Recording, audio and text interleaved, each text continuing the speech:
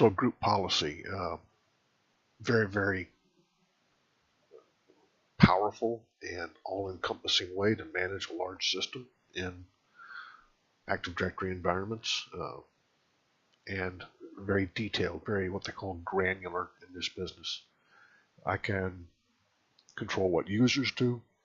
I can control the computers themselves, uh, all the way to what kind of software gets installed, to what does the Internet Explorer homepage look like, with a lot of range in between. It's managed in Group Policy Management. You see here it's got my forest. And if I expand that, I'll see my domains. There's my domain.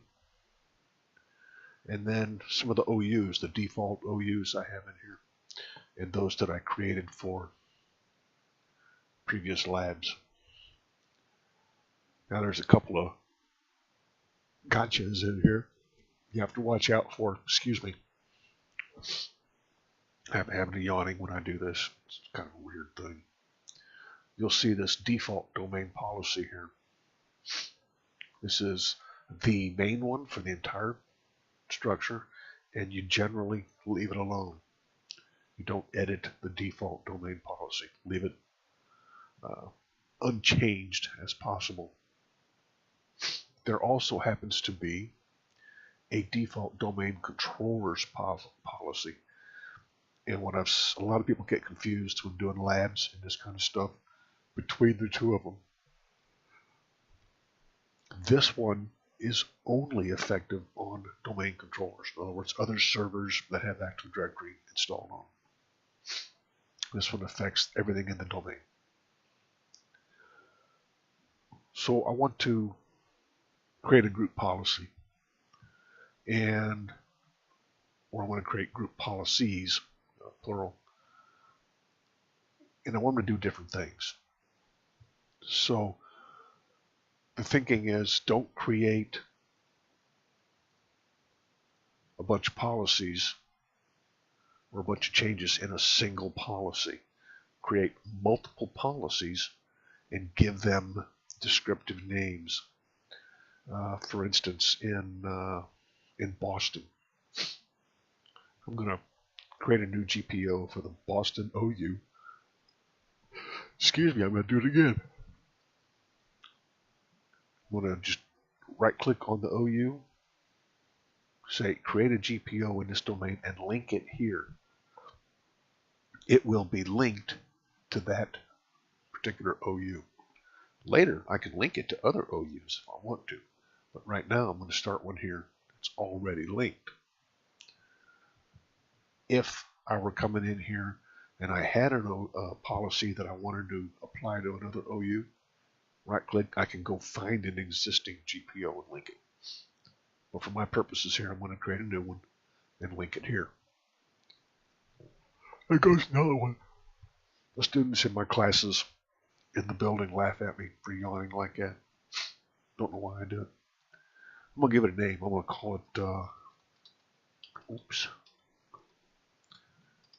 Call it oops. Internet policy. This will be a policy I use to control what the Internet Explorer environment looks like. Call it OK. Is it done? No, it's nowhere near done. I now have to edit it. I click Edit. The Group Policy Editor or Management Editor will pop up. That confuses some people too. There's the Group Policy Management Console, so all this big part here, and then there's the Group Policy Management Editor.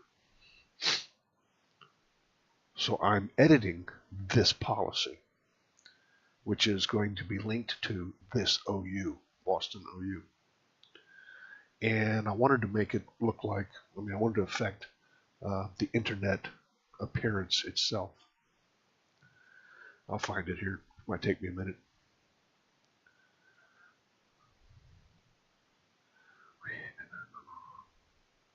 Nope. Here we go. It always takes me a little while to do this. There's so much stuff here that every time I do this, Here's Internet Explorer. Every time I do this, I have to hunt around to find the particular entries I want. Here's all the various settings in my internet I can set. Let's see.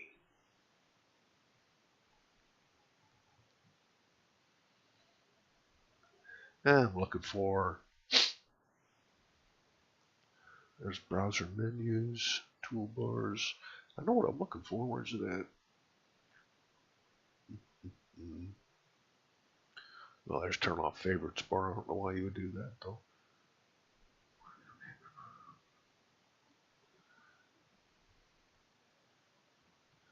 Prevent running first run wizard. This happens to be a very useful setting.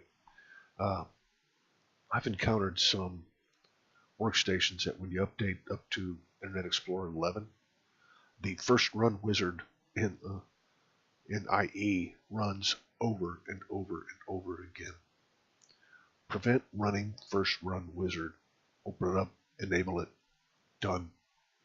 Oh, we'll see. What did I have to put in here for a? Go directly to the home page. There we go. Okay. I know. Something very, very simple. Look at all the stuff in here. I'm not surprised that I have to hunt through here and find what I'm looking for. Let's see. There's corporate settings. That ain't what I want. Control panel. You might be getting some idea of just exactly how much stuff is here. This one very interesting here in itself. The internet zones, you can add trusted zones, trusted sites, and whatnot in here. Internet settings.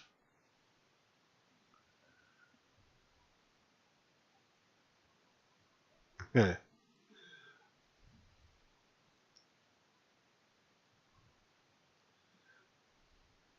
Security features.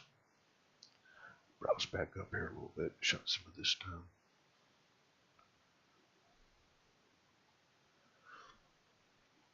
Well, there was one thing in particular I was looking for. Unfortunately, I can't remember where it's at right now. I'd have to refer to a resource.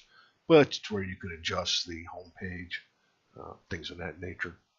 I don't know why I'm not seeing it here right off the top of my head, but it's here somewhere. The home page, the title, etc. But it's set. I do have one internet policy set, and it happens to be the first run wizard. Now, let's see. What else do we have here? Let's do another one. And we're going to call this one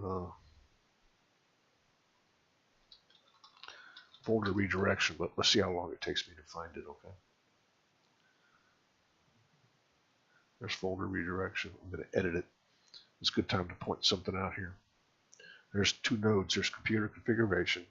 There's user configuration. Policies set within computer configuration affect every computer in this OU. Just the computers. User configuration affects every user in that OU. Now, if I set a new domain level policy, put here,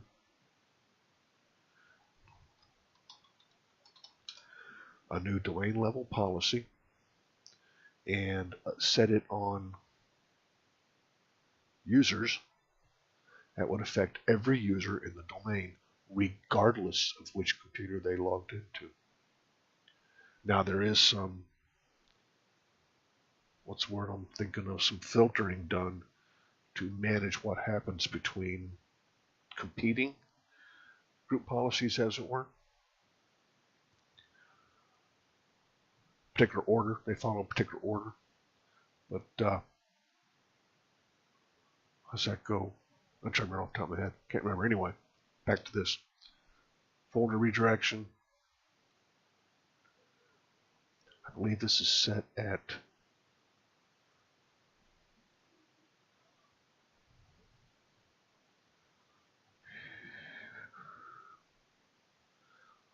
Pretty sure it's set at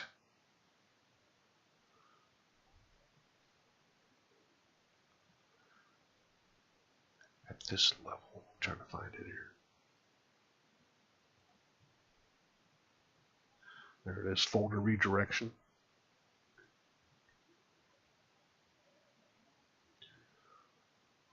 I can point people's folders at a different location, at their local folders, like documents, favorites, and whatnot. I can point them at certain different locations. Folder redirection, that's done. That may not be the exact setting I was looking for. Control panel, give them the ability to, or lack of ability to do certain things. There, here's the folder redirection I actually wanted right here. That's why this gets so crazy. There's a folder redirection down here in, I don't know, one of these. There's also one up here. This is the one I was actually looking for. For instance, documents. I can set up where I want people's documents folders to actually go, as opposed to just leaving them on the workstation. I can redirect them off to a network location somewhere. Looks completely transparent to the users. They don't know you've done it, but it sure does make backing up their stuff nice. And that would affect the user no matter where they logged in. Of course, that's dependent on what level the policy has been applied to, whether it be at an OU here, where the user is a member of that OU, or at the domain level. So that's a little bit about policies. Computer node affects all the computers that it applies to. User node, all the users it applies to. They follow the users around. Try to use multiple policies with limited changes to them. It's a nerve-wracking to try to hunt down policy changes that have been made in generic policies. It really is nerve-wracking, and it won't hurt anything to have a policy list, 8-9 policies long. It works fine. It's not a problem, all right? Try it sometime. If you have a virtual server set up somewhere, even a hardware server, go play around with policy settings. See what'll happen. Now, there are some settings that won't be so obviously apparent right on a server. You could always, if you have the hardware or you have the memory to run it, run 2 virtual machines, a server and a client. You can always join your client to your server and whatnot. See how that those policies affect. Okay? Go have fun with group policies and play God.